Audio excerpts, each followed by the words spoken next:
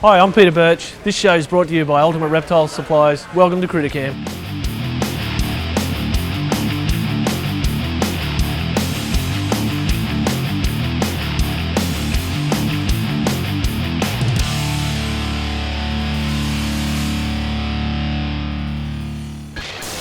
We're here at the first ever Reptile Expo on the Central Coast.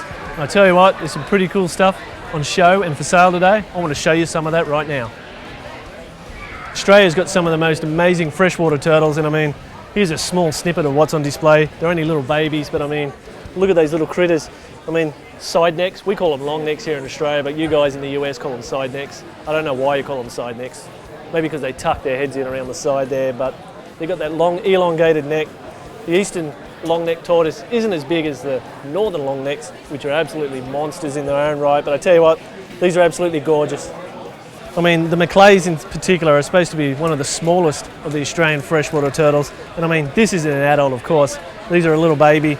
I mean, at this size, you want to make sure you're doing everything right. We're talking about the right husbandry and care. Make sure you talk to the right people that actually produce the animals, and they're going to give you the right sort of advice, not someone that's going to try and side steer and trying to buy something you really don't need. And I mean, for me as a breeder, that's pretty important, giving the right advice, making sure that these animals not only survive, but thrive in captivity. I mean, they're absolutely gorgeous. I mean, another rare opportunity, these beautiful southern rainforest dragons.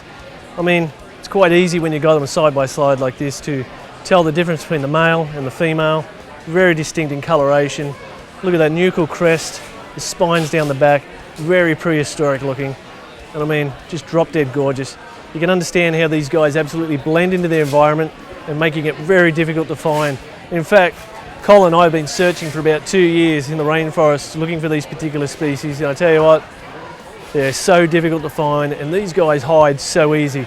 They hide in a vertical position just like that on a tree trunk.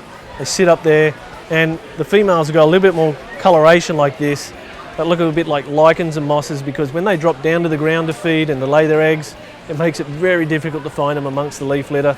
I mean, like I said, the southern rainforest dragons, very prehistoric looking species, very similar to the species that inhabit Indonesia and the PNG. I mean, they're absolutely gorgeous creatures. I mean, one of the standout animals I've seen here today is these rabbit flat womas. I mean, look at the reduction in those bands. I mean, typically womas have got these very distinct bands, but this guy here, it's really almost faded away. It's just got a few speckles there. This is a particular area in the Northern Territory called the rabbit flats, and these animals here are stunning. Brett's been working with these guys for how long now? 2012. Since 2012, and he's at the point now where he can almost say indefinitely if this is a genetic trait or is just pot luck. Polygenic at the moment, but they definitely throw different looking animals, so there's something to it. I've just got to work out the combination. Awesome. So it may be just a polygenic trait, don't really know just yet, but I tell you what, the future for Woma pythons is absolutely exciting, and they're not the only stunning animals you have here. You've also got these WA Badaris. Now the Badaris are supposed to be the smaller of the Woma pythons, is that correct? Supposed to be. Supposed to be the smaller of the Woma pythons, and I mean they are stunning also. Check out these Womas. I tell you what, Brett's doing some absolutely stunning stuff with these Womas. Now the Reptile Expos are very important for most people to learn how to keep their animals in appropriate conditions so that they survive and they thrive in captivity. But also a very important component about Reptile Expos is education. These guys go to all the expos and they're out there teaching the kids and the parents the importance of these beautiful animals in their natural environments and the purpose they serve. And I mean, that there is worth $1 million alone, and these guys are absolute champions.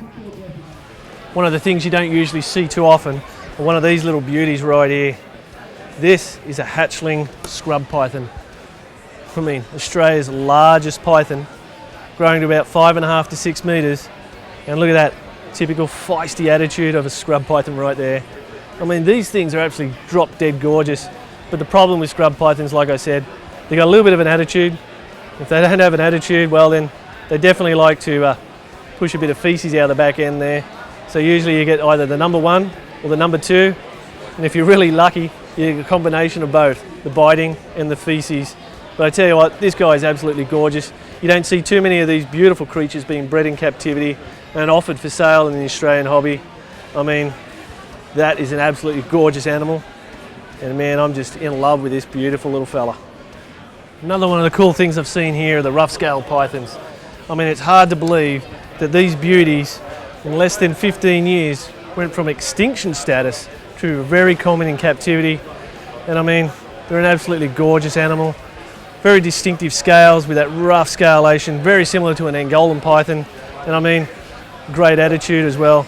They also have very large teeth, probably some of the largest teeth of any of the Australian pythons. And trust me, when you get bit by one of these guys, you remember it for a long time. Well, I hope you guys enjoyed this week's show here at the Central Coast Reptile Expo, the very first one here on the Central Coast of New South Wales. Make sure you hit us up on Facebook and Twitter and Instagram. Make sure you leave a comment below and hit us up for next week's show. Thanks for watching. CrittaCam.